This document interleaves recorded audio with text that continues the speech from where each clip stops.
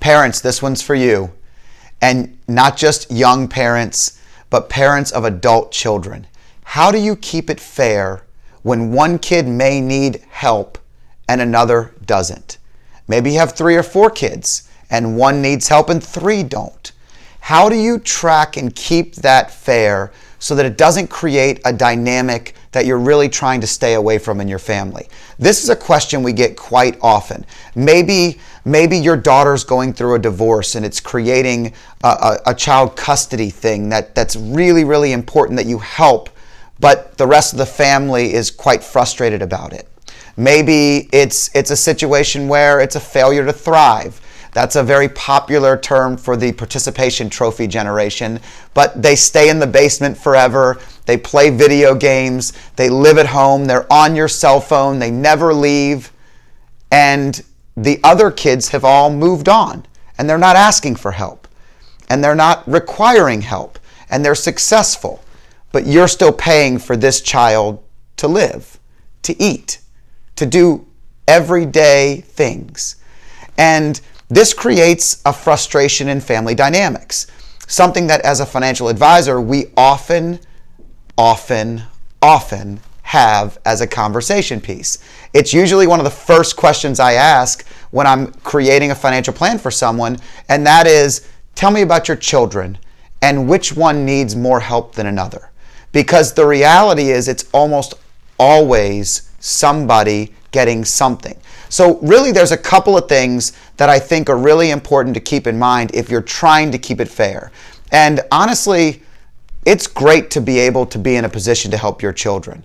Quite frankly, you'd much rather help them while you're alive than when you're gone. And we get that a lot towards the latter stages of people's lives. They've saved so much and they just want to see their kids enjoy it.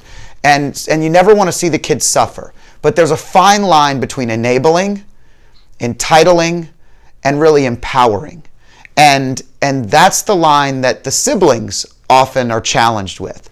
So here's my advice that I would give you. 3 things to keep in mind. Number 1, communication is key. Why communicate?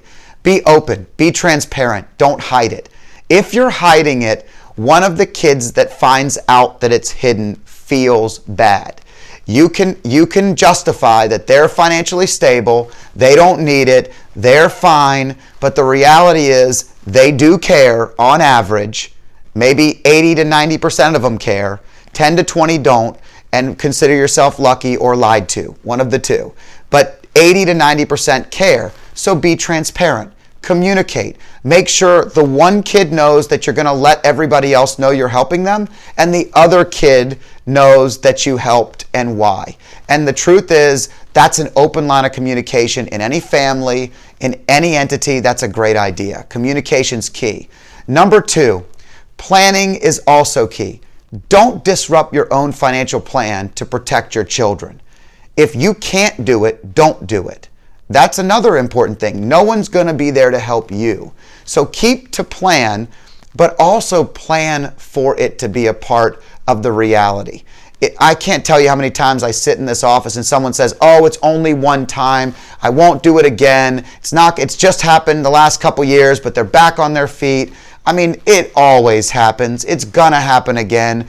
And I don't know why we lie to ourselves so continuously about this topic. Maybe it's because we really want to see them thrive. But the reality is, usually when you're helping someone, you're helping them for an extended period of time. Not always, but you are going to be doing it. So plan for it. Make it a part of your plan and track it. The same line of communication that makes the kids happy is the same thing you do when you track it. If you track it, what we'll often find is if there's an estate plan and there's assets later, then you take off what you gave today from the kid that you gave it to, so the other children are not sitting and just feeling like it's constantly unfair. They know that it's going to equal out. Now, we know parents, we often say life isn't fair, and we understand that. But kids, no matter how old they are, they fall into family roles. And it's weird, it's odd, but it's true. They still act like kids when you're the parent. And it's something that you should keep in mind. Here is the most important one.